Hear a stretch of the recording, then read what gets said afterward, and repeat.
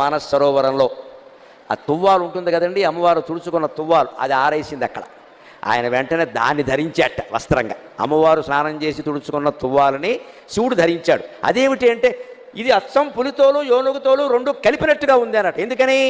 అమ్మవారు ఒంటి నిండా పసుపు రాసుకుంది కాబట్టి ఆ తువ్వాలకి పసుపు చారలు అంటాయి. అమ్మవారు కస్తూరి తిలకం దిద్దుకుంది కాబట్టి కాటుక పెట్టుకుంది కాబట్టి నల్లటి చారలు కూడా అంటే నల్ల చారలు పసుపు చారలు ఉంటే పులితోలే కదా అన్నట్టు.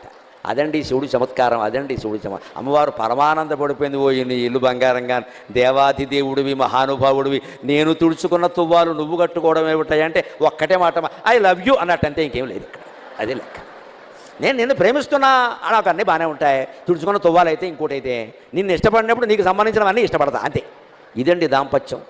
ఇలాంటి మాట భర్త నోట భార్య నోట వస్తే సంసారాలు బాగుండవండి. మాట్లాడడానికి కూడా ఏమైనా ఖర్చు ఉందా? బ్యాంకులో ఏమైనా డబ్బులు ఇవ్వాలా? ఓ మంచి మాట మాట్లాడడానికి